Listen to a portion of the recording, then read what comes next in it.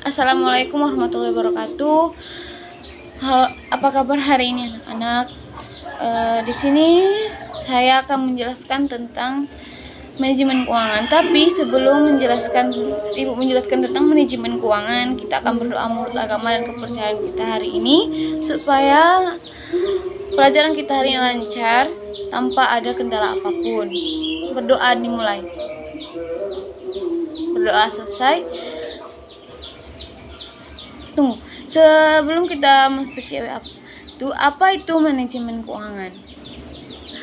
Ada beberapa ahli yang mengungkapkan pendapat mereka yaitu tentang manajemen keuangan. Itu pertama, S.C. Kuchhal mengatakan manajemen keuangan berkaitan dengan pengadaan dana dan pemanfaatan yang efektif dalam bisnis. Dan menurut Weinstein dan Brigham mengatakan bahwa manajemen keuangan adalah bidang pengambilan keputusan keuangan menyelaraskan motif individu tujuan perusahaan. Dan menurut Joseph dan Massey mengatakan bahwa manajemen keuangan adalah aktivitas operasional bisnis yang bertanggung jawab untuk memperoleh dan memanfaatkan secara efektif dana yang diperlukan untuk operasi yang efisien. Ada juga menurut Agus Sartono.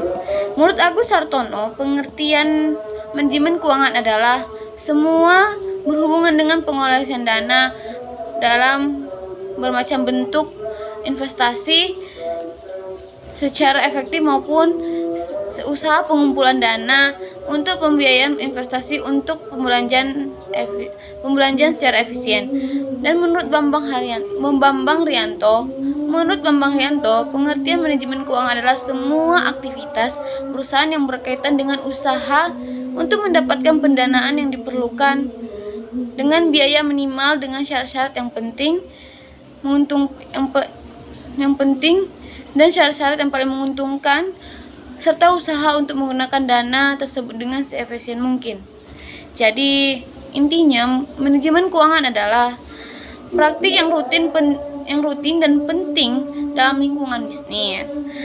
Ini melibatkan pengelolaan sumber daya keuangan perusahaan untuk memastikan ada atau tidaknya pemborosan dan mengontrol setiap hal mengenai keuangan perusahaan yang meliputi pengadaan dana, penggunaan dana, pembayaran, proses akuntansi, penilaian risiko, dan hal-hal lain yang berkaitan dengan keuangan. Di sini juga Ibu akan menjelaskan fungsi manajemen keuangan. Yang pertama, perencanaan keuangan dan peramalan. Di sini maksudnya adalah manajer keuangan harus bertanggung jawab untuk merencanakan dan memperkirakan keuangan, memberikan kebutuhan keuangan bisnis. Dia perlu memberikan perincian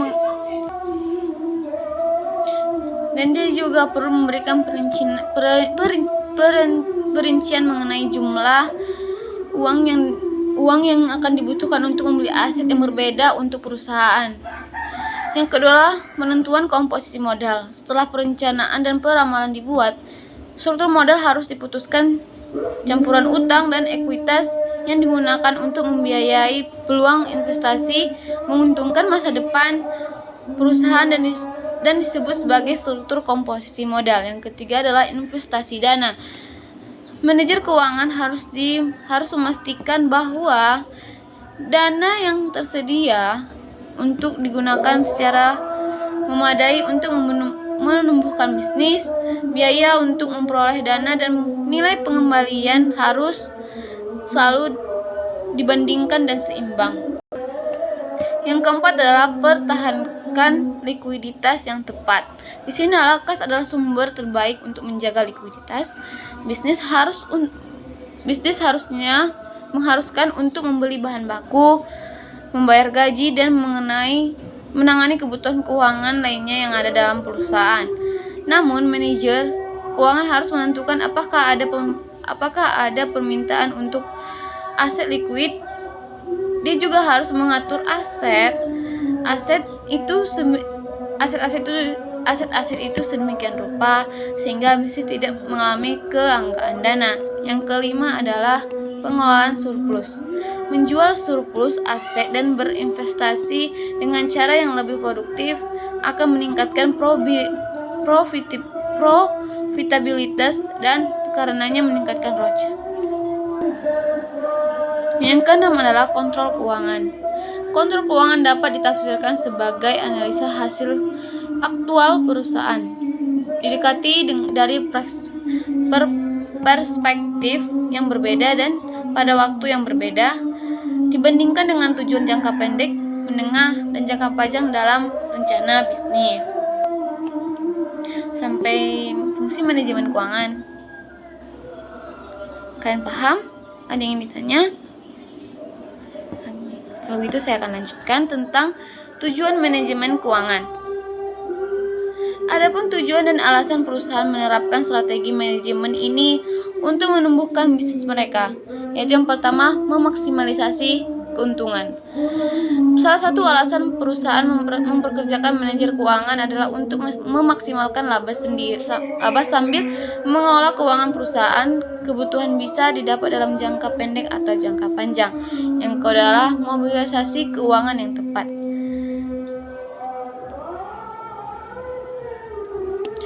Di sini pengumpulan dana untuk menjalankan bisnis juga merupakan bagian inti dari sebuah sistem manajemen keuangan yang perlu ditangani manajemen keuangan yang tepat.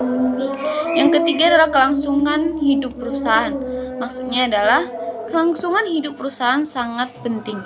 Itu adalah salah satu alasan manajemen mempertimbangkan untuk memperkerjakan manajer keuangan yang tepat dari sejak awal berdirinya perusahaan.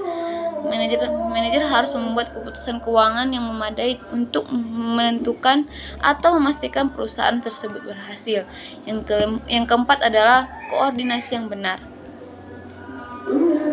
Harus ada pemahaman dan korporasi yang tepat antara berbagai departemen, dan departemen keuangan harus memahami dan setuju dengan departemen lainnya dalam perusahaan agar bisnis berjalan dengan lancar dan baik. Yang kelima adalah menurunkan biaya modal. Di sini maksudnya adalah manajer keuangan juga mencoba yang terbaik untuk mengurangi biaya modal, yang merupakan suatu yang vital bagi bisnis. Mereka memastikan uang yang dipinjamkan menarik sedikit suku bunga sehingga perusahaan dapat memaksimalkan keuntungan. Sampai tentang tujuan manajemen keuangan, kalian paham? Ada yang ditanyakan? Jika tidak, Ibu akan melanjutkan tentang ruang lingkup pada manajemen keuangan. Hal-hal yang berdampak kelangsungan dengan sistem manajemen keuangan, yaitu yang pertama, keputusan investasi. Keputusan investasi termasuk investasi dalam aset tetap atau disebut dengan penganggaran modal. Investasi dalam aset lancar juga merupakan bagian dari keputusan investasi yang disebut dengan keputusan modal kerja. Yang kedua adalah keputusan keuangan.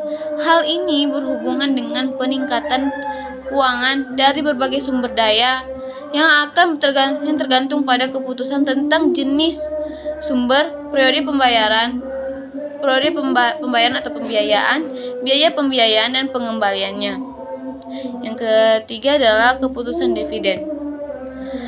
Di sini manajer keuangan harus mengambil keputusan sehubungan dengan distribusi laba bersih. Laba bersih umumnya dibagi menjadi dua, yaitu satu, dividen untuk pemegang saham, dividen dan persentase pembagiannya harus diputuskan. Yang kedua adalah saldo laba. Jumlah laba ditahan harus disesuaikan karena ini akan bergantung pada rencana ekspansi dan diversifikasi oleh perusahaan.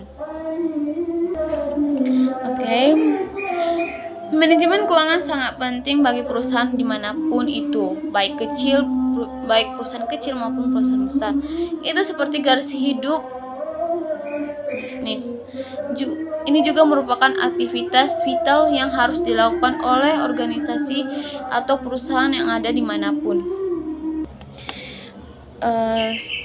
Oke, sekian penjelasan saya tentang manajemen keuangan. Jika ada yang ingin bertanya tentang manajemen keuangan, jika tidak, saya akan tutup kelas hari ini tentang pelajaran tentang manajemen keuangan. Sekian dari saya. Assalamualaikum warahmatullahi wabarakatuh.